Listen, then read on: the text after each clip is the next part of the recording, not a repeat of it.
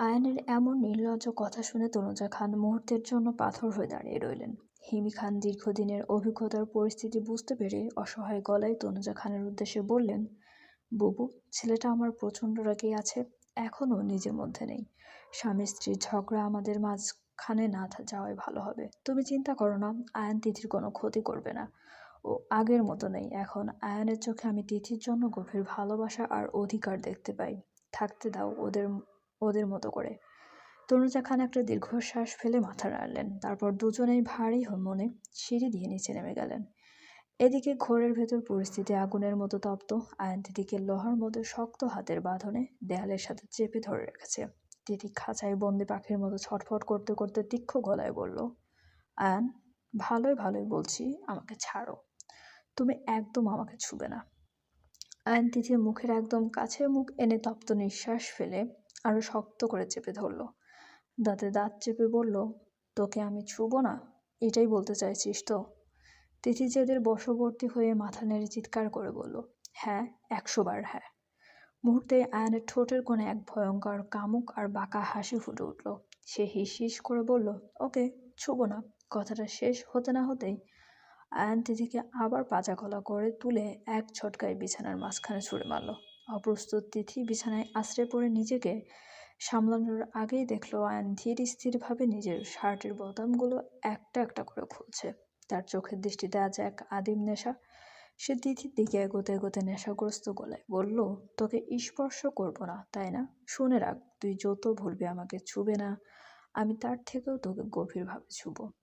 এতদিন নিজেকে অনেক কষ্ট কন্ট্রোল করেছিলাম শুধু তোর পরীক্ষার কথা ভেবে, কিন্তু আজ তোর অবাধ্যতা সব সীমা ছাড়িয়ে গেছে। I can't control myself anymore. It's time to make you mine in every possible way. You are going to fail in my intoxicating love tonight. তিথি বিছানার পেছনে পিছাতে পিছাতে আতঙ্কিত গলায় বলল, আয়ান, একদম ভালো হবে না কিন্তু। এগোবে না আমার দিকে, আমি কিন্তু চিৎকার করে সবাইকে জড়ো করব। আয়ান শার্টটা খুলে ফ্লোরে ছুঁড়ে মারল। তারপর বিছানায় হাঁটু গেড়ে বসে একটানে তিথিকে নিজের বুকের সাথে মিশিয়ে আনলো। তার পেশিবহুল শরীরের সাথে তিথি যেন গলে যাচ্ছে। আয়ান তার কানের কাছে মুখ নিয়ে ফিসফিস করে বলল, মার চিৎকার, সবাই জানুক আয়ান কতটা শক্তিশালী পুরুষ, যার আদরের চোটে তার বউ চিৎকার করতে বাধ্য হচ্ছে। তিথি চরম রাগে আর অপমানে আয়ানকে ধাক্কা দিতে সরানোর চেষ্টা করলো, কিন্তু আয়ানের পাহাড়ের মতো অটল। সে এক হাত দিয়ে তিথির দুহাত মাথার উপর লক করে দিল এবং অন্য হাতে তার জিভও গুছিয়ে ধরে সরাসরি ঠোঁটে ঠোঁট ডুবিয়ে দিল। কোনো কোমলতা নয়, বরং এক প্রচণ্ড জেদ আর অধিকারের লড়াইয়ে সে তিথির ঠোঁটের কামড়ের পর কামড় বসাতে লাগলো। তিথির গঙ্গানি আর বাধা দেওয়ার চেষ্টা যেন আয়নের ভেতরের সেই আদিম নেশাকে আরো উস্কে দিল। বেশ অনেকটা সময় পর তিথি শাওয়ার নিয়ে বের হয়ে এলো। ভেজা চুলগুলো তোয়ালে দিয়ে পেছানো আর সারা শরীরে এক অদ্ভুত ক্লান্তি। কেন তাকে এই অসময়ে শাওয়ার নিতে হলো তা তার রক্তিম ঠোঁট আর গলার কাছে থাকা কালচে দাগগুলো চিৎকার করে বলে দিচ্ছে। আয়ানের সেই উন্মত্ত আদর আর অধিকারের চিহ্নগুলো যেন এখনো তার শরীরে আগুনের মতো জ্বলছে। বিছানার দিকে তাকাতেই তিথির পিত্তি চলে গেল। আয়ান একদম আয়েশ করে বিছানায় দখল করে উপর হয়ে গভীর ঘুমে তলিয়ে আছে। চওড়া উন্মুক্ত পিঠটা অনাবৃত, পরনে শুধু প্যান্ট। শান্ত মুখে সে এমনভাবে ঘুমোচ্ছে যেন মনে হয় পৃথিবীর সবচেয়ে পরিশ্রমের কাজটা সে আজই করে ফেলেছে। আয়ানের এই নিশ্চিন্তে ঘুমানোর ভঙ্গি দেখে তিথির সারা শরীরে রাগে রেডি করে উঠল। দাঁতে দাঁত চেপে চেপে বিড়বিড় করলো, কি অসভ্য আর স্বার্থপর একটা মানুষ! কিছুক্ষণ আগে নিজের আদিম নেশা মেটাতে আমাকে নিয়ে কিভাবে নাজেহাল করলো, শরীরটাকে একদম অবশ করে দিয়েছে রাক্ষসটা, আর এখন নিজে কেমন আয়েশ করে ঘুমোচ্ছে। তিথি কিছুক্ষণ গাল ফুলিয়ে আয়নের ঘুমন্ত মুখের দিকে তাকিয়ে রইল। রাগ আর অভিমানের মাঝে হঠাৎ তার চোখের মনি দুটো চিকচিক করে উঠল। মস্তিষ্কের কোনো এক কোণে একটা দারুণ শয়তানি বুদ্ধি খেলে গেল তার। ঠোঁটের কোণে একটা বাঁকা আর দুষ্টুমি ভরা হাসি ফুটিয়ে সে ফিসফিস করে বলল, দাঁড়াও মিস্টার দানব, অনেক তো বীরত্ব দেখালে, এবার আমার পালা। এমন মজা দেখাবো যে জীবনেও ভুলবে না। তিথি পা টিপে টিপে ড্রেসিং টেবিলের দিকে এগিয়ে গেল। তার মাথায় তখনও প্রতিশোধের নেশা টকবক করে ফুটেছে। তিথি আলমারি থেকে চিরুনি করা লাল রঙের লিপস্টিক, গাঢ় কাজল আর মেকআপ বক্সটা বের করে আনলো। আয়নের উপর প্রতিশোধ নেওয়ার জন্য এর চেয়ে ভালো উপায় আর হতে পারে না। সে পা টিপে টিপে বিড়ালের মতো নিঃশব্দে বিছানার কাছে এলো। প্রথমে সে খুব সাবধানে আয়নের সিল্কি চুলগুলো চিরুনি দিয়ে আস্তে দুই ভাগে ভাগ করলো। আয়ান ঘুমের ঘোরে একটু নড়েচড়ে উঠলো। আয়ান ঘুমের ঘোরে একটু নড়েচড়ে উঠতেই তিথির হার্টবিট যেন বন্ধ হয়ে যাওয়ার জোগাড়। সে স্থির হয়ে রইল, কিন্তু না, আয়ান আজ এতটাই ক্লান্ত যে সে আবার গভীর ঘুমে তলিয়ে গেল। তিথি সুযোগ বুঝে ছোট ছোট দুটো রাবার ব্যান্ড দিয়ে আয়নের মাথার দুই পাশে বাচ্চাদের মতো দুটো ঝুঁটি করে দিল। উফ! আয়নের ওই গম্ভীর চেহারার সাথে এই পিচ্চি মেয়েদের মতো ঝুঁটি দেখে তিথির তখন হাসি পাচ্ছে। কিন্তু খেলা তো কেবল শুরু। তিথি এবার মেকআপ ব্রাশ নিয়ে আয়নের ফর্সা গালে কড়া গোলাপি রঙের ব্লাশন ঘষে দিল। তারপর যত্ন করে আয়নের পাতলা ঠোঁটে টকটকে লাল কড়া করে লিপস্টিক মাখিয়ে দিল। সবশেষে কাজল দিয়ে আয়নের কপালে বাম দিকে বিশাল বড় একটা নজর ফোঁটা এঁকে দিল, যাতে এই পরমা সুন্দরীর নজর না লাগে। কাজ শেষ করে তিথি যখন একটু দূরে দাঁড়িয়ে আয়নের দিকে তাকালো, তখন আয়নকে দেখতে একদম মেলায় আসা বিদঘুটে কোনো জোকারের মতো লাগছে। যে কেউ এই অবস্থায় আয়নকে দেখলে হাসতে হাসতে নিশ্চিত হার্ট অ্যাটাক করবে। তিথি আর নিজেকে সামলাতে পারল না। তার ভেতর থেকে একরাশ হাসি খিলখিল করে বেরিয়ে আসতে চাইল, কিন্তু সে দ্রুত দুই হাত দিয়ে নিজের মুখ চেপে ধরল। হাসিতে তার পেট ফেটে যাওয়ার উপক্রম, শরীর কাঁপছে, কিন্তু শব্দ করা যাবে না। তিথি আয়নের এই অদ্ভুত জোকার সাজের দিকে তাকে ঠোঁট কামড়ে কুটিল এক হাসি দিল। তার ভেতরে সব রাগ যেন এই এক দৃশ্যেই জল হয়ে গেছে। সে কোমরের হাত দিয়ে বিজয়ের ভঙ্গিতে দাঁড়িয়ে ফিসফিস করে বলল, এখন বুঝবা চান্দু, আমি তিথি কেমন। আমার সাথে পাঙ্গা নিতে আসো। আমাকে অমন নাজেহাল করার ফল এবার হাতে নাতে ভোগ করো। ঘুম থেকে উঠে যখন আয়নায় নিজের ওই হুড়পুরি রূপ দেখবা, তখন বুঝবা কার কপালে আজ শনির দশা আছে। তিথি আয়নের ওই টকটকে লাল ঠোঁট আর মাথার দুই পাশের ঝুঁটি দুটোর দিকে তাকে আবার হাসিতে ফেটে পড়তে চাইল, কিন্তু অনেক কষ্টে মুখ চেপে ধরে নিজেকে সামলালো। সে দ্রুত নিজের ফোনটা বের করে কয়েকটা অ্যাঙ্গেল থেকে আয়নের এই ঐতিহাসিক রূপের ছবি তুলে নিল। মনে মনে ভাবলো, এই ছবিগুলোই হবে আমার তুরুপের তাস। বেশি বাড়াবাড়ি করলে এগুলো সোশ্যাল মিডিয়ায় ছেড়ে দেব, তারপর বুঝবে মিস্টার আয়ান খানের ইজ্জত কোথায় যায়। আয়ন ঘুমের ঘোরে হালকা একটা শব্দ করে পাশ ফিরল। তিথি ভয়ে এক লাফ দিয়ে বিছানা থেকে দূরে সরে গেল, কিন্তু না, আয়ন এখনো সেই গভীর নেশাতেই আচ্ছন্ন। তিথি পা টিপে টিপে রুম থেকে বের হয়ে যাওয়ার আগে শেষবারের মতো তাকিয়ে বলে গেল, জাস্ট ওয়েট অ্যান্ড ওয়াচ। আজ সারা বাড়ি হাসতে হাসতে মাথায় তুলবো আমি। রৌদ্র তাড়াতাড়ি বাড়ির সামনে এসে গাড়ি থামালো। অনেকটা জ্যাম ছিল, তাই আসতে অনেকটা দেরি হয়ে গেছে। রৌদ্র দ্রুত পায়ে রুমে ঢুকে দেখে তুরা নেই। অস্থির হয়ে রৌদ্র ব্যালকনিতে গিয়ে দেখলো তুরা সেখানে অভিমানী মুখে রেলিং ধরে দাঁড়িয়ে আছে। রৌদ্র বুঝতে পারছে তুরার মনে এখন গভীর অভিমান জমেছে। সে পা টিপে টিপে তুরার পেছনে গিয়ে দাঁড়ালো এবং আলতো করে তাকে জড়িয়ে ধরলো। হঠাৎ সেই তপ্ত স্পর্শে তুরা চমকে উঠলেও কোনো প্রতিবাদ করলো না, কেবল মাথা নিচু করে রইল। রৌদ্র তুরার গালের নরম থেকে ঠোঁট ছুঁয়ে গাঢ় গলায় বলল, রাগ করেছিস? আসলে রাস্তায় অনেকটা জ্যাম ছিল রে, তাই আসতে দেরি হয়ে গেল। তোরা তবুও কোনো কথা বলল না, মুখ গোমড়া করে পাথরের মতো দাঁড়িয়ে রইল। রৌদ্র এবার তুরার গালে টুস করে একটা শব্দ করে চুমু খেলো। তারপর তুরাকে নিজের দিকে ঘুরিয়ে নিয়ে টপ করে সামনের হাঁটু গেড়ে বসে পড়ল। নিজের দুই কান ধরে একদম বাচ্চা ছেলেদের মতো করুণ চোখে তাকিয়ে বলল, আমার বিবিজান, আমাকে মাফ করে দিন। অনেকটা সময় আপনাকে অপেক্ষা করানোর জন্য আমি সত্যিই লজ্জিত। বিশ্বাস করেন জান, আমি জেমে একদম আটকে ছিলাম। রৌদ্রের মতো রাশভারী ছেলের এমন কিউট বাচ্চামো দেখে তোরা নিজের হাসি চেপে রাখতে পারল না। সে খিলখিল করে হেসে ফেলল। তোরার সেই হাসিতেই যেন রৌদ্রের সারা দিনের ক্লান্তি ধুয়ে গেল। রৌদ্র এখন তোরার দিকে খুব ভালো করে খেয়াল করলো। পরনে তার পছন্দের রঙের শাড়ি, হাতে রেশমি চুড়ি আর জুয়েলারিতে তোরাকে আজ মারাত্মক মানিয়েছে। একদম অপার্থিব এক পরীর মতো লাগছে তাকে। রৌদ্র মুগ্ধ হয়ে তাকিয়ে রইল। কিছুক্ষণ পর সে আচমকায় এক ঝটকায় তোরাকে পাজা গলা করে তুলে নিল। তোরা অবাক হয়ে আকাশ থেকে পড়ল এবং ছটফট করে বলল, আরে আরে, কি করছেন? কি নামান বলছে আমাকে, এইভাবে কোলে নিলেন কেন? রৌদ্র তোরার কানের কাছে নিজের তপ্ত মুখ নিয়ে এসে নেশাক্ত গলায় শাসন করল, চুপ, একদম চুপ, একটাও কথা বলবি না। রৌদ্র তোরাকে কোলে নিয়েই সিঁড়ি দিয়ে নিচে নামলো। ড্রয়িং রুমে তখন রৌশনী খান, হিমি খান, তনুজা খান, তিথি আর আরফা আড্ডা দিচ্ছিল। রৌদ্রের কোলে তোরাকে এভাবে দেখে সবার আড্ডা যেন মাঝপথেই থেমে গেল। সবাই বিস্ময়ে হা করে তাকিয়ে রইল তাদের দিকে। তোরা পরিস্থিতি বুঝতে পেরে লজ্জায় কুঁকড়ে গেল এবং রৌদ্রের বুকে ছোট ছোট কিল ঘুষি মেরে ফিস ফিস করে বলল, আপনার কি লাজ শরম সব শেষ হয়ে গেছে? এইভাবে বড়দের সামনে কোলে নিয়ে কোথায় যাচ্ছেন? নামান বলছি আমাকে। রৌশনী খান অবাক হয়ে মুখ খুলে জিজ্ঞেস করলেন, কি হয়েছে তোরার? অভাবে ওকে কোলে নিয়েছিস কেন রৌদ্র? তোরা লজ্জায় লাল হয়ে রৌদ্রের শার্ট খামচে ধরল। কিন্তু রৌদ্র কোনো উত্তর না দিয়ে তোরাকে নিয়ে হলরুমের মাঝখানে উন্মাদনায় গোল হয়ে ঘুরতে শুরু করলো। সে সবার সামনে উচ্চস্বরে বলতে লাগলো, তোকে কোলে নিয়ে সারা পৃথিবী ঘুরলেও আমার বিন্দুমাত্র কোনো লজ্জা লাগবে না, কারণ আমি পুরো শহর আর সব মানুষকে জানিয়ে দিতে চাই আমি আমার ভালোবাসার মানুষকে পেয়েছি, আমার হৃদস্পন্দনকে পেয়েছি। আমি আজ কতটা খুশি সেটা সবাই দেখুক। আজ আমার খুশি তারা প্রাণ ভরে দেখুক।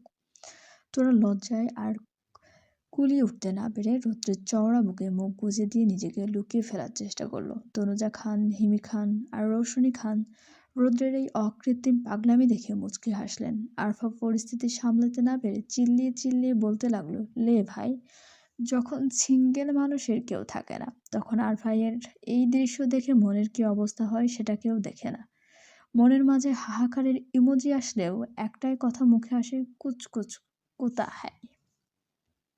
আরফার কথা শুনে তিথি হাসিতে ফেটে পড়তে গিয়েও নিজের মুখ চেপে ধরল। সে একবার তোরা আর রৌদ্রের এই অদ্ভুত রোমান্টিক কাণ্ড দেখলো, তারপর ফিস ফিস করে রসিকতা করে বলল, লে হালুয়া, মার হাবা ঝাঁকা নাকা, এদের কাণ্ড দেখে তো আমারই মাথা ঘুরছে। আনোয়ার খান, আরিফুল খান আর আশিক খান তিন ভাই মিলে জরুরি এক কাজ শেষ করে ঠিক সেই মুহূর্তেই বাড়ির সদর দরজা দিয়ে ভেতরে ঢুকলেন। বড়দের দেখে রুদ্র এবার থামতে বাধ্য হলো। সে সাবধানে তোরাকে কোল থেকে নামিয়ে দিল। তোরা লজ্জায় একদম কুঁকড়ে গিয়ে মাথা নিচু করে মূর্তির মতো দাঁড়িয়ে রইল। আনোয়ার খান, আশিক খান আর আরিফুল খান ক্লান্ত শরীরে ড্রয়িং রুমের সোফায় খপ করে বসলেন। শরীরের ক্লান্তি মেটাতে আরিফুল খান হিমি খানের উদ্দেশ্যে হাঁপাতে হাঁপাতে বললেন, ওগো, আমাদের একটু পানি দাও তো, তৃষ্ণায় বুক ফেটে যাচ্ছে, বড্ড পানি পিপাসা পেয়েছে। হিমি খান দেরি না করে দ্রুত পায়ে রান্নাঘরের দিকে এগিয়ে ছুটলেন। আনোয়ার খান তুরা আর রৌদ্রের এমন পরিপাটি সাজগোজ দেখে কৌতূহলী হয়ে জিজ্ঞেস করলেন, কোথাও বের হচ্ছিস নাকি তোরা? রৌদ্র বাবার দিকে তাকিয়ে মাথা নেড়ে বিনয়ের সাথে বলল, হ্যাঁ বাবা, ভাবছিলাম একটু বাইরে থেকে ঘুরে আসবো। আনোয়ার খান মৃদু হেসে সায় দিয়ে বললেন, ও আচ্ছা, ঘুরে আয়। এরই মধ্যে হিমি খান গ্লাসে করে পানি নিয়ে এলেন এবং তিন ভাই তৃপ্তি করে পানি পান করতে শুরু করলেন। ঠিক সেই চরম মুহূর্তে আয়ান গায়ে একটা টি শার্ট গলিয়ে আয়েশ করে সিঁড়ি দিয়ে নিচে নামছিল। আশিক খান, আনোয়ার খান আর আরিফুল খান গ্লাসে চুমুক দেওয়ার মাঝপথেই আয়ানের দিকে চোখ পড়ল। আয়ানের মুখে সেই বিচিত্র অবস্থা দেখেই মুহূর্তে তিন ভাই একসাথে মুখ থেকে মোটরের পানির তোড়ের মতো সব পানি ফিনকি দিয়ে বের করে দিলেন এবং দম বন্ধ করা অবস্থায় সমান তালে কাশতে লাগলেন। তনুজা খান ঠান্ডা শরবতের ট্রে নিয়ে আসছিলেন। ঠিক সেই মুহূর্তে আয়নের দিকে চোখ পড়তেই তার হাত কেঁপে উঠল। ঠাস করে ট্রেটা মেঝেতে আছড়ে পড়ল। কিন্তু সেদিকে তার ভ্রুক্ষেপ নেই। তিনি দুই হাতে পেট চেপে ধরে হাসিতে ফেটে পড়লেন। আরফা, তিথি, রৌদ্র আর তুরা প্রথমে কিছু বুঝতে না পেরে বোকার মতো সিঁড়ির দিকে তাকালো। ততক্ষণে আয়ান সিঁড়ি বেয়ে নিচে নেমে এসেছে। আয়ানের বিচিত্র রূপ দেখে তুরা আর রৌদ্রের হাসির যেন বাঁধ ভাঙল। তারা দুজনেই পাগলের মতো হাসতে শুরু করলো। তিথি জানে এবার বিপদ আছে, তাই সে মুখ টিপে হাসতে হাসতে দৌড়ে গিয়ে আনোয়ার খানের পেছনে লুকালো, যাতে আয়ান তাকে ধরতে না পারে। হিমি খান আর রৌশনী খান হাসতে হাসতে এতটাই বেসামাল যে নিজেদের শাড়ির আঁচল মুখে গুজেও হাসি থামাতে পারছেন না। আয়ান ড্রয়িং রুমের মাঝখানে আসতেই আনোয়ার খান, আশিক খান আর আরিফুল খান তিন ভাই সোফায় গড়াগড়ি খেতে লাগলেন। আরফা হাসির চোটে কথা বলতে গিয়ে বারবার তোতলাচ্ছিল। সে কোনো মতো দম নিয়ে বলল, ভাইয়া, এ কি, তুমি তুমি কি জ্যান্ত কোনো কার্টুন নাকি অন্য কিছু? কি সে? বাকিটুকু বলার আগেই আরফা হাসতে হাসতে নিয়ন্ত্রণ হারিয়ে ফ্লোরে বসে পড়ল এবং পেট ধরে গড়াগড়ি খেতে লাগলো। আয়নের সারা মুখে তিথি মেকআপ, লিপস্টিক আর কাজলের এক এমন নকশা করেছে যে তাকে দেখতে ঠিক যেন একটা রাগী হনুমানের মতো লাগছে। আয়ন সবাই কেমন পাগলের মতো হাসতে দেখে আকাশ থেকে পড়লো। সে ভুরু কুঁচকে সবার দিকে তাকিয়ে বিরক্ত গলায় বলল, কি ব্যাপার, সবাই এমন পাগলের মতো হাসছো কেন? হয়েছেটা কি শুনি? কিন্তু কারো মুখে কথা নেই, সবাই যেন হাসির বন্যায় ভেসে যাচ্ছে, কথা বলার মতো শক্তিও কারো অবশিষ্ট নেই। তিথি তো হাসতে হাসতে আনোয়ার খানের গায়ের ওপর প্রায় পড়েই যাচ্ছে, মনে হচ্ছে আগের রুমের ভয়ের সেই রেশটা এখন হাসির মাধ্যমে উসুল করছে। আয়ান এবার সত্যিই খেপে গেল। সবার এমন অদ্ভুত আচরণ দেখে সে উচ্চস্বরে বলল, প্লিজ কেউ একজন তো মুখ খোলো, এইভাবে হাসছো কেন সেটা বলবা তো। রৌদ্র কোনো রকমে নিজের হাসিটা একটু থামিয়ে দম নিয়ে ফিসফিস করে বলল, সমাধান চাস? বেশি কিছু করতে হবে না, শুধু নিজেকে একবার আয়নায় দেখে নে। বলে রৌদ্র আবারও হো হো করে হাসিতে ফেটে পড়ল। আয়ন রৌদ্রের কথায় মাথা মুন্ডু কিছুই বুঝলো না। সে গট গট করে হেঁটে হলরুমে থাকা বিশাল আয়নাটার সামনে গিয়ে দাঁড়ালো। আর নিজের প্রতিবিম্বের দিকে চোখ পড়তেই আয়ন এক লাফ দিয়ে 3 হাত পেছনে সরে গেল এবং কলিজা কাঁপানো এক বিকট চিৎকার দিয়ে বলল, আ ভূত, ভূত, আয়নায় ভূত দেখা যাচ্ছে। আয়নের নিজের চেহারা দেখে নিজে ভয় পাওয়ার দৃশ্যটা দেখে বাড়ির অন্যদের অবস্থা আরো খারাপ হয়ে গেল। আনোয়ার খান আর আশিক খান তো হাসতে হাসতে সোফা থেকে নিচে পড়ে যাওয়ার দশা। রৌশনী খান, হিমি খান আর তনুজা খান হাসতে হাসতে শেষমেশ ফ্লোরেই বসে পড়লেন এবং কপাল চাপড়াতে লাগলেন। তোরাও হাসি চোটে ভারসাম্য রাখতে না পেরে ফ্লোরে পেট ধরে বসে পড়ল। আরফার অবস্থা সবচাইতে নাজেহাল। হাসতে হাসতে সে প্রায় সেন্স হারিয়ে ফেলার মতো অবস্থায় পৌঁছে গেছে। রৌদ্র কোনো মতে হাসি সামনে নিয়ে আয়নের কাছে গেল এবং তার কাঁধের জোরে একটা চাপড় মেরে বলল, গাধা, ওইটা ভূত না, ওইটা আসলে তুই নিজে। আয়ন এবার একটু শান্ত হয়ে বড় একটা শ্বাস নিয়ে বলল, ও। কিন্তু পর মুহূর্তেই রৌদ্রের কথা আর নিজের মুখের অবস্থাটা মনে পড়তেই সে রৌদ্রের দিকে তাকিয়ে বিভৎস এক চিৎকার দিয়ে উঠল, কি? রৌদ্র হাসতে হাসতে আবার বলল, বিশ্বাস না হলে যা, আবার গিয়ে ভালো করে দেখ। আয়ান এবার অবিশ্বাসের চোখে আবার আয়নার সামনে গিয়ে দাঁড়ালো। ভালো করে খুঁটিয়ে দেখলো, হ্যাঁ, আয়নার ভেতরে আগের যেই কিম্ভূত কিমার কার চেহারাটাই দেখা যাচ্ছে। নিজের মুখের এমন বিচ্ছিরি অবস্থা দেখে আয়ান চোখ দুটো চড়ক গাছ করে ফেলল। পরক্ষণে তার মাথায় খেলে গেল যে তিথির কারসাজি ছাড়া এই কাজ আর কারো পক্ষে সম্ভব নয়। আয়ন এবার রাগে ফুঁসতে ফুঁসতে তিথির দিকে তাকালো, যে কিনা তখনও ফ্লোরে গড়াগড়ি খেয়ে হাসছে। আয়নের সেই রাগী আর বিচ্ছিরি মাখা মুখ দেখে সবার হাসির মাত্রা যেন আরো কয়েক গুণ বেড়ে গেল। হিম খান হাসতে হাসতে হেসকি তুলে কোনো মতো বললেন, বাবা আমার, আমি আর পারছি না রে সোনা ছেলে আমার, তুই একটু গিয়ে তাড়াতাড়ি মুখটা ধুয়ে আয়। তবু আয়ন শান্ত হলো না। রাগে ফুঁসতে ফুঁসতে সে তিথির দিকে জ্বলন্ত দৃষ্টিতে তাকিয়ে রইল। সে আসলে ঘুম থেকে উঠে নিজের চেহারাটা একবার আয়নার দেখারও সুযোগ পায়নি। ঘুম ভেঙেছে আর অমনি একটা টি শার্ট গায়ে গলিয়ে নিচে নেমে এসেছে। আর এটাই ছিল তার জীবনের সব থেকে বড় ভুল। অন্তত মুখটা একবার দেখলেও আজকে এই চরম লজ্জায় পড়তে হতো না। আর এই পুরো ঘটনার মূল কারিগর যে তিথি, সেটা বুঝতে আয়নের বাকি নেই। আয়ান এবার তিথির দিকে ধেয়ে যেতে লাগলো। তিথি অবস্থা বেগতিক দেখে তাড়াতাড়ি আনোয়ার খানকে জাপটে ধরলো। রৌদ্র বুঝতে পেরেছে আয়নকে এই অবস্থায় তিথি সাজিয়েছে। আর এখন খেপে গিয়ে আয়ন যে তিথির কি দশা করবে তার কোনো ঠিক নেই। রৌদ্র কোনোভাবে নিজের হাসি থামিয়ে শরীরের সবটুকু শক্তি দিয়ে আয়নকে টেনে ধরলো। আয়ন রৌদ্রের হাত থেকে ছাড়া পাওয়ার জন্য ধস্তাধস্তি করতে করতে চিৎকার করে বলল, ভাই আমাকে ছাড়ো, আমি আজকে তিথিকে কাঁচা চিবিয়ে খাবো, পানি আর লবণ ছাড়াই খাবো, ছাড়ো বলছি, আমার মাথা এখন আগ্নেয়গিরি হয়ে আছে। তিথি ভয়ে এবার আরো শক্ত করে আনোয়ার খানকে খামচে ধরলো। আনোয়ার খান হাসির চোট সামলে নিয়ে আয়নের দিকে তাকিয়ে বললেন, আয়ান, ছোট মানুষ দুষ্টুমি করে ফেলেছে, এখন রাগ না দেখে শান্ত হয়ে মুখটা ফ্রেশ করে আয়, আমাদের হাসতে হাসতে অবস্থা খারাপ হয়ে যাচ্ছে রে বাবা। আয়ান রাগে কাঁপতে কাঁপতে গর্জে উঠে বলল, যেহেতু তোমরা হেসেই নিয়েছো তাহলে হাসো যত পারো, কিন্তু আমি তিথিকে উচিত শিক্ষা না দিয়ে এখান থেকে এক পাও নড়ব না। আমি ওর আজ কি করব তা আমি নিজেও জানি না। আয়ান ছাড়া পাওয়ার জন্য পাগলের মতো ধস্তাধস্তি করতে লাগলো। বাড়ির সবাই তার কাণ্ড দেখে আরো বেশি হাসতে লাগলো। এদিকে হাসতে হাসতে রৌদ্রেরও গায়ের শক্তি কমে আসছে, যে কোনো সময় আয়ান ছাড়া পেয়ে যেতে পারে। আয়ান চিৎকার করে রৌদ্রকে বলল, ভাইয়া প্লিজ ছাড়ো আমাকে, আমার মাথায় এখন চিতার আগুন জ্বলছে, ছাড়ো আমাকে। রৌশনী খান কোনো রকমের শ্বাস নিতে নিতে বললেন, বাবা আয়ান, অত রাগ করিস না, ছোট মেয়ে, এমনি একটু মজা করেছে, তুই তো বুঝিসই, যা বাবা ঘরে গিয়ে মুখটা ধুয়ে আয়।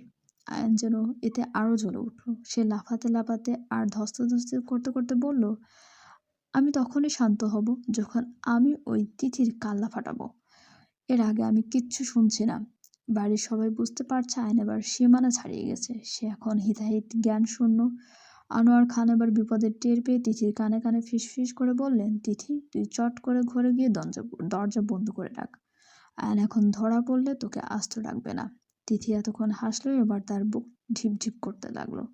সে ভাবলো, রুমে গিয়ে দরজা বন্ধ করলেও তো লাভ নেই, এই পাগল আয়ান তো দরজা ভেঙে হলেও ঘরে ঢুকবে। তিথি কাঁপতে কাঁপতে হঠাৎ কিছু একটা ভেবে নিল। মুহূর্তেই তার মুখে বাঁকা হাসি ফুটে উঠল। সে আনোয়ার খানকে চুপি চুপি বলল, চাচা, তাড়াতাড়ি আমাকে 100 টাকা দাও তো। আনোয়ার খান আর কথা না বাড়িয়ে পকেট থেকে একটা 100 টাকার নোট বের করে দিলেন। তিথি চাচার কানে কানে কিছু একটা বলে গায়ের ওড়নাটা ভালো করে জড়িয়ে নিল। তারপর বীর দর্পে আনোয়ার আয়ানের সামনে দিয়ে যেতে যেতে ব্যঙ্গ করে বলল, পড়ে থাকো তোমার ওই ছাইপাশ রাগ নিয়ে। ওই রাগকে এই তিথি থোড়াই কেয়ার করে। বলেই তিথি ঝোড়ের বেগে বাড়ির বাইরে চলে গেল। রাস্তার ধারে একটা সিএনজি পেয়ে সে চট করে তাতে উঠে পড়ল। মুহূর্তের মধ্যে সিএনজি নিয়ে তিথি উধাও। এই দিকে রৌদ্র আয়নকে ছেড়ে দিল। আয়ন ছাড়া পেয়েই তীরের মতো বাড়ির বাইরে ছুটে এলো। কিন্তু বাইরে এসে দেখলো চারপাশ ফাঁকা, তিথি কোথাও নেই, থাকার কথাও নাই। আয়ান এবার রাগে ফুঁসতে ফুঁসতে বাড়ির ভেতরে ঢুকলো। সোজা আনোয়ার খানের সামনে গিয়ে দাঁড়িয়ে অগ্নি দৃষ্টিতে তাকিয়ে বলল, চাচা, সত্যি করে বলো, তিথি কোথায় গেছে?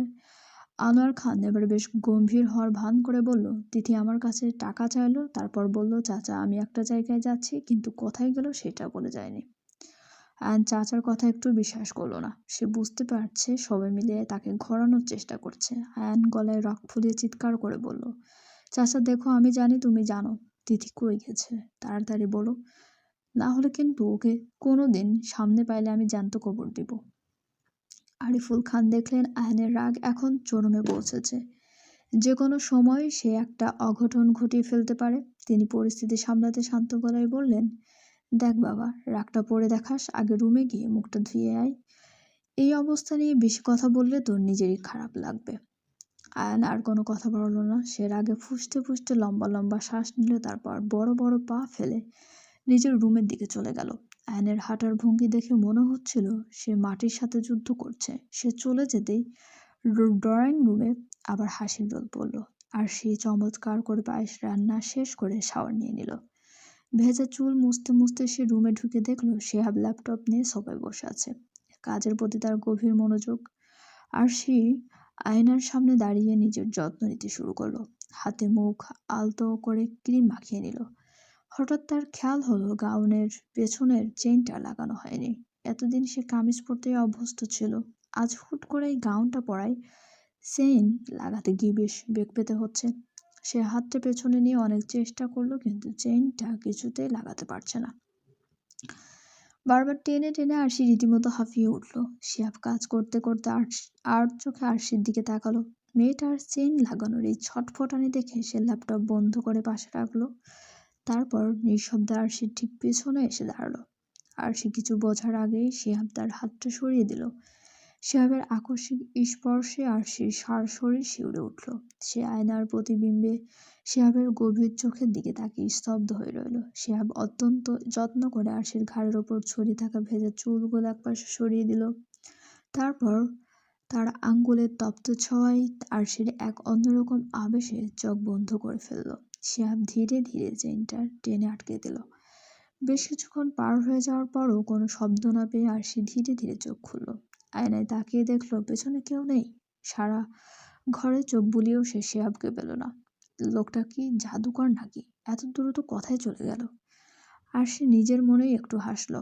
তারপর চুলগুলো ভালো করে মুছে নিচে চলে এলো। নিচে ডাইনিং টেবিলে তখন শান্ত চৌধুরী, মিনহা চৌধুরী আর শিহাব রাতের খাবারের জন্য বসেছে।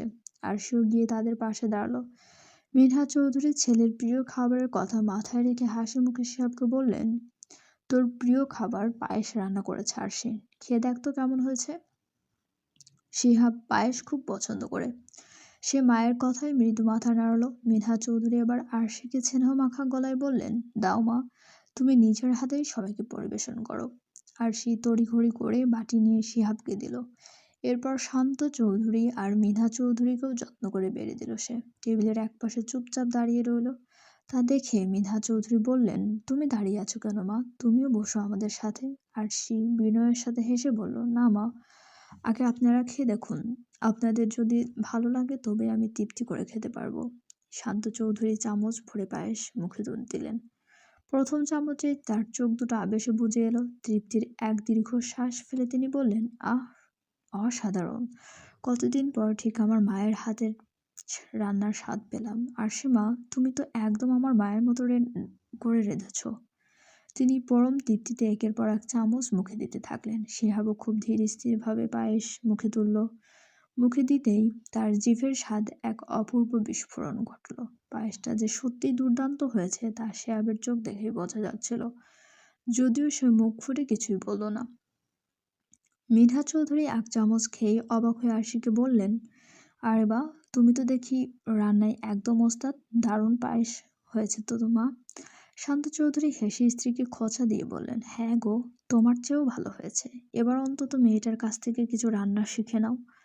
মিনহা চৌধুরী শান্ত চৌধুরীর কথা শুনে চোখ পাকিয়ে তাকালেন। অভিমানী সুরে বললেন, তার মানে আপনি বলতে চাইছেন আমি রান্না পারি না, আমি বুঝি খারাপ রান্না করি? শান্ত চৌধুরী পায়েসের বাটি শেষ করতে করতে হাসি মুখে বললেন, একেবারে যে খারাপ করো তা তো বলিনি, তবে আরশির কাছ থেকে কিছু রান্না শিখে নিলে মন্দ হতো না আর কি। মিনহা চৌধুরী মিশিয়ে রাগের ভান করে শান্ত চৌধুরীর হাতে একটা চাপড় মারলেন। শান্ত চৌধুরী বাটি রেখে হা হা হা করে হেসে উঠলেন। সারা ডাইনিং টেবিলে হাসিতে ভরে উঠলেও আরশির মনটা বিষাদে ভরে গেল। এত কষ্ট করে যার জন্য পায়েস রান্না করলো, সে খেয়ে একবারও মুখ ফুটে কিছু বলল না। আরশি মনে মনে ভাবলো, আমি কি তবে তার কাছে এতই তুচ্ছ? শিহাব খাওয়া দাওয়া শেষ করে কোনো মন্তব্য না করেই নিঃশব্দে রুমে চলে গেল। আরশি নিজেকে সামলে নিয়ে কোনো মতে কিছুটা খেয়ে নিল। খাবার শেষ করে আরশি রুমে ফিরে এলো ঠিকই, কিন্তু তার মনটা কিছুতেই মানছে না। এক অদ্ভুত অস্বস্তি আর কষ্ট তাকে কুরে কুরে খাচ্ছে। তাই সে গুমোট ঘর থেকে বেরিয়ে সোজা ছাদে চলে এলো। আকাশের বিশালতার দিকে তাকিয়ে গ্রিল ধরে দাঁড়িয়ে সে নিজের জীবনের কথা ভাবতে লাগলো। মনে মনে ভাবলো, শেহাব কি কোনোদিন আমাকে বুঝবে না? কোনোদিন কি একটু আপন করে নেবে না? আমি কি মেয়ে হিসেবে এতটাই খারাপ যে আমাকে একটু ভালোবাসাও চায় না? শেহাব চাইলে কি পারতো না অন্তত একবার বলতে যে রান্নাটা ভালো হয়েছে? কেন সে আমাকে এভাবে এড়িয়ে চলে? ভাবতে ভাবতে আরশির চোখের কোণে বেয়ে কয়েক ফোঁটা অশ্রু গড়িয়ে পড়ল। সে এক মনে ঝাপসা চোখে আকাশের দিকে তাকিয়ে রইল। ঠিক সেই মুহূর্তে পেছনের নিস্তব্ধতা ভেঙে একটা পরিচিত আওয়াজ ভেসে এলো। আরশি, বলছিলাম, ধন্যবাদ, পায়েসটা অনেক সুন্দর হয়েছে। শিহাবের গম্ভীর কণ্ঠ কানে আসতেই আরশির ধ্যান ভেঙে গেল। সে তাড়াতাড়ি হাতের উল্টো পিঠে চোখের পানি মুছে আগের মতোই স্থির হয়ে দাঁড়িয়ে রইল। একটাও শব্দ করল না। শিহাব বুঝতে পারল নিচে পায়েসের প্রশংসা না করায় আরশি মনে কষ্ট পেয়েছে। সেবার ধীরে ধীরে এগিয়ে এসে আরশির ঠিক পাশে দাঁড়ালো। রাতের আকাশের দিকে তাকিয়ে শান্ত গলায় বলল, আরশি, একটা কথা বলবো? আরশি এক পলক আর চোখে শিহাবের দিকে তাকালো। তার চোখের কোণে এখনো কান্নার রেখা। সে আবার দৃষ্টি সরিয়ে নিয়ে ছোট করে বলল, শিহাব খুব সহজভাবে প্রশ্ন করল, আমাকে কেন ভালোবাসো আরশি? আমি তো তোমার সাথে এমন কোনো কাজই করিনি যার জন্য আমাকে তোমার ভালোবাসতে হবে। তুমি কেন এখনো এই বাড়িতে আছো? চাইলে তো তুমি চলে যেতে পারো। আমি তো তোমাকে আজ পর্যন্ত কোনো অধিকার দেইনি, এমনকি স্বামীর মর্যাদাও দেইনি। তাহলে এই অবহেলার মাঝে কেন পড়ে আছো? আমি জানি একটা মেয়ের বিয়ের পর সব থেকে বড় সুখ থাকে তার স্বামী। যদি সেই স্বামী পাশে না থাকে তবে তো জীবনটাই বৃথা হয়ে যায়। আমাদের জীবনটাও তো অনেকটা তেমনই হয়ে গেছে। তবে তুমি কেন মুক্তি খুঁজছ না? শিহাবের মুখে এমন নির্মম প্রশ্ন শুনে আরশি থমকে গেল। সে নিজের দৃষ্টি আসমানের অসীম শূন্যতায় স্থির রেখে একটা তাচ্ছিল্যের হাসি হাসল। বিষাদ মাখা কণ্ঠে গুছিয়ে বলল, কাউকে ভালোবাসতে বুঝি কোনো নির্দিষ্ট কারণ লাগে শিহাব সাহেব? ভালোবাসা তো কোনো হিসেব কষে হয় না, ওটা হৃদয় থেকে আসে। আমার একটা মন আছে বলেই আপনাকে ভালোবেসে ফেলেছি। আর কেন এই অবহেলা সয়ে পড়ে আছি জানতে চাইলেন তো? আসলে যাকে ভালোবাসা যায় তাকে ছেড়ে থাকা যায় না। আপনি আমাকে এড়িয়ে চলেন জানি, তবু আপনার ছায়া এই বাড়িতে আছে। এই ভেবেই আমার মনে এক অদ্ভুত শান্তি জোটে। আমি পড়ে আছি এই আশায় যে কোনো একদিন হয়তো আপনি আমাকে একটুখানি আপন করে নেবেন। চলবে? চ্যানেলটি সাবস্ক্রাইব করে আমাদের সঙ্গে থাকুন এবং গল্পটি আপনাদের কেমন লাগছে অবশ্যই কমেন্ট করে জানাতে ভুলবেন না। ধন্যবাদ।